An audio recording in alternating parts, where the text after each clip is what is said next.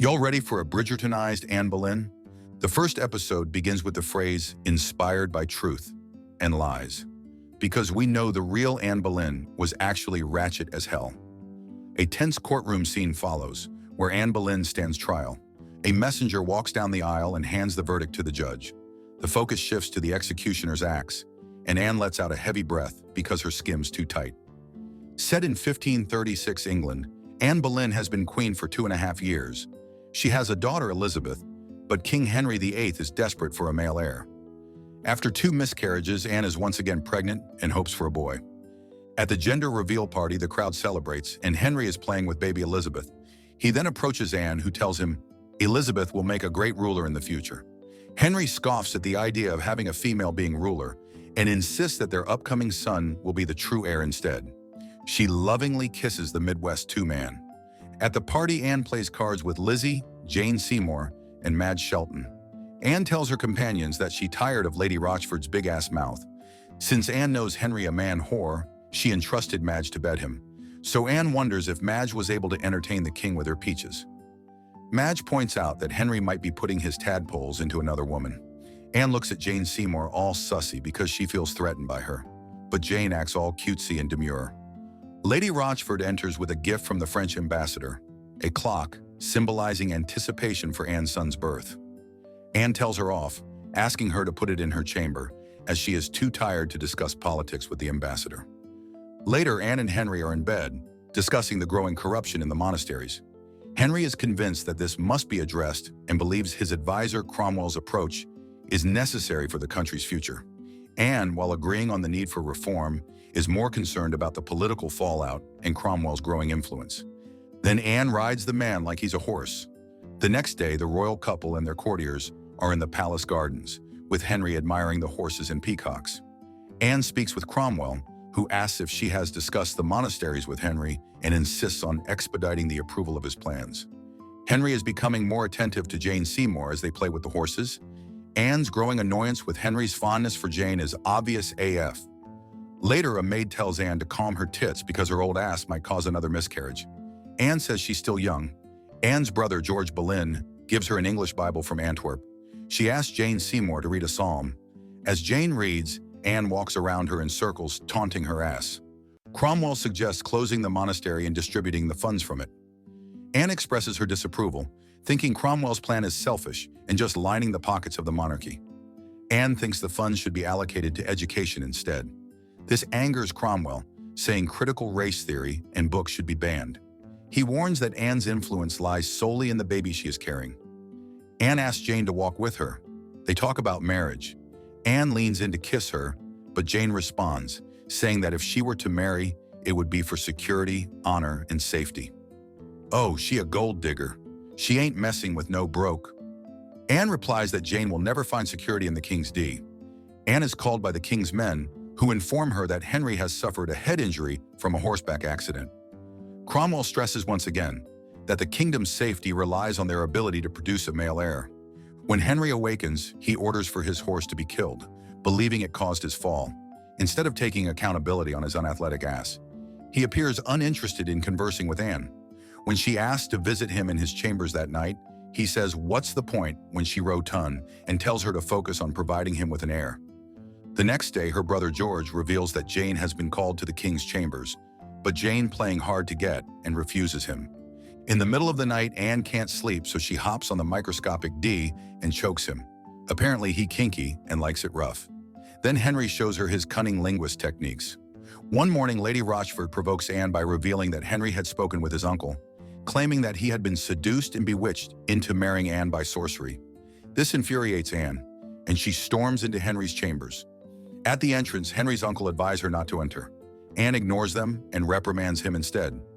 Upon entering, she finds Jane giving Henry a lap dance, his arm around her waist. Anne approaches angrily, yanks the necklace off her neck, and slaps Jane so hard her ancestors felt it. Anne storms off, but as she reaches her chambers, she collapses from the overwhelming stress, causing another miscarriage. When Anne awakens, she asks for her baby.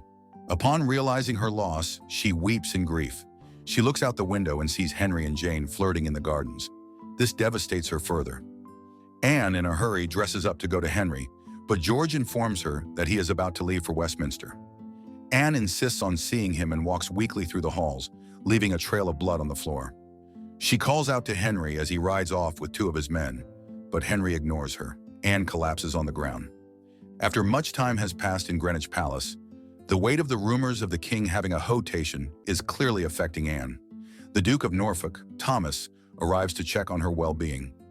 Anne is upset, feeling that the king hasn't come to see her himself as her kitty longs to be fed again. Anne then visits town with George to show that she has recovered. While in church, a villager calls Anne a whore and is dragged out and captured. Anne tells the guards to splay her body for everyone to see. Afterward, Anne goes to Hatfield to check on Elizabeth's safety. There she finds the Spanish ambassador speaking with Mary, the mother of King Henry's bastard child. Anne tries to call for him, but he ignores her orders, with Mary throwing shade to Anne. Mary tells Anne to extend her gratitude to Cromwell, because it's thanks to him that the throne may have an Asian as ruler. Anne confronts Cromwell, questioning him about his apparent alliance with Mary and Chapuis, and whether he has been making backdoor deals with Spain. He reassures her that these are merely political negotiations for economic advancement. Still, Anne presses him further, warning him not to interfere with Elizabeth's claim to the throne. Later at night, Anne and Lizzie talk in bed, when Lizzie reveals she is pregnant with George's child. But Anne disapproves of revealing this to the public. She advises Lizzie to tell her husband the news as though the baby were theirs. That baby coming out half black will be obvious. Anne visits Henry and apologizes for her miscarriage, hoping to reconcile with him. She reveals her suspicions about Cromwell's alliance with Chapuis and Mary. Henry is enraged by this revelation. He declares that he is now firmly on Anne's side, and they plan to confront Cromwell and the ambassador together. Henry arranges for Cromwell to meet with the ambassador. As they wait for him in his chambers, they are surprised to find Anne joining them. The ambassador states that the Emperor of Spain will acknowledge the legitimacy of Henry's marriage to Anne under the following conditions. Henry must cease supporting France during their conflict, and Mary must be acknowledged as the heir to the throne. Anne and Henry firmly reject these conditions, asserting that the line of succession is not negotiable, and discrediting any false promises Cromwell may have made during the negotiations. Henry looking kind of fine now that he stood on business for his wife. At a party later that evening, Anne notices the king's errand boy handing Jane a note before leaving the room with her. Anne follows them and overhears Jane refusing the king's gift and invitation, stating that she will only accept from him if it comes with marriage. Oh, Jane knows how to play politic. Anne then has a conversation with Elizabeth about her pregnancy. Anne offers her help, but Elizabeth reacts with irritation, advising Anne to focus on her own marriage rather than hers. Oh, she gagged you with that one. This is made more pressing when Anne learns that Henry has ordered Jane to be transferred to lodgings directly connected to his bedchamber. This angers Anne, and she storms into Henry's room in retaliation. She argues with him about his broken promises of influence and opportunity, but Henry counters, blaming her for not fulfilling her own promise of giving him a son. Their argument grows intense before they retreat, exhausted and emotionally drained. The following day, Anne is summoned by the Duke of Norfolk, who presents a warrant for her arrest, accusing her of treason. However, she is granted a trial. Anne arrives at the Tower of London, where she is imprisoned while awaiting trial. Cromwell introduces her to Sir William Kingston, the constable of the Tower. Anne is taken inside, followed by Lady Shelton, who will watch over her and document her activities in a report. The next morning, Anne wakes from a nightmare and asks where her daughter Elizabeth has been taken. Lady Shelton informs her that Elizabeth is presumably at Hatfield and is being cared for. Later, Sir William serves Anne dinner, but she refuses to eat until Cromwell sees her. The following day, Cromwell arrives and informs Anne that she is accused of treason and adultery, along with 4 men whom allegedly fury-cawkied her, have recently been arrested: Norris, Bridgerton, Weston, Smeaton the musician, and her brother George. This news devastates Anne. After Cromwell leaves, Anne's frustration turns into wild aggression as she demands her husband's presence. Kingston must restrain her, pinning her down on the bed to pacify her until she eventually falls asleep. When Anne awakens, Madge is by her side. She reassures Anne that Elizabeth is safe at Hatfield, but warns her not to trust Lady Shelton, as the old hag has turned against Anne. After Anne gets dressed, she meets with Sir Kingston, who informs her that her trial will take place in 2 days on the 15th. At dinner that evening, Kingston reveals that the 5 men accused of adultery with Anne have been found guilty and will be executed before the weekends. The day of Anne's trial arrives. She stands accused of treason and adultery, pleading not guilty. Cromwell leads the prosecution, presenting the allegations against her. The crowd's reaction is overwhelmingly biased, heavily favoring her conviction. The first witness called is Lady Rochford, who claims that Anne's relationship with George was similar to Princess Leia and Luke, even alleging that she had seen them doing Sweet Alabama things. The second witness is Elizabeth, who accuses Anne of encouraging infidelity, claiming that Anne corrupted her to become George's concubine. As the jury deliberates, Anne delivers her speech, acknowledging that she may have been a difficult wife, but asserting that she has always remained loyal and faithful to her husband. The jury returns a verdict of guilty on all charges. Anne is stripped of all her titles and privileges and is to be executed by either burning or decapitation, depending on the king's decision. We all know the king loves good head.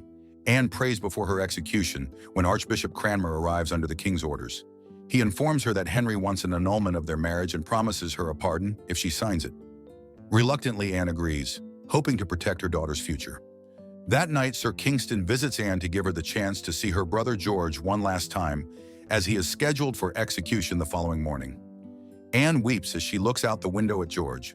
The next morning, Madge brings Anne the news of George's execution.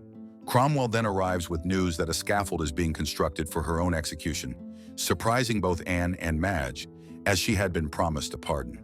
Cromwell insists that it is the king's order, and Anne is to be executed at 9 the next morning. Anne is bathed and receives her final mass from Archbishop Cranmer. As Anne walks to the scaffold, she delivers a message to her daughter, Elizabeth. Upon reaching the scaffold, Madge removes Anne's headpiece, and Anne kneels. Madge blindfolds her, and the executioner swiftly swings his sword. With one blow, Anne Boleyn is beheaded and dies. Ain't nobody ever complained about her head game, though. In the aftermath of her death, Henry quickly becomes engaged to Jane Seymour, and they marry just 11 days later. Elizabeth is declared illegitimate and sidelined, but due to a succession crisis, she is eventually crowned queen. Elizabeth becomes one of the greatest monarchs in history. What did y'all think of this one? We all know Anne wasn't black, but the actress always serves. Subscribe to watch more videos like this. Turn on notifications. And leave a like, it really helps the channel out. Thank you for watching.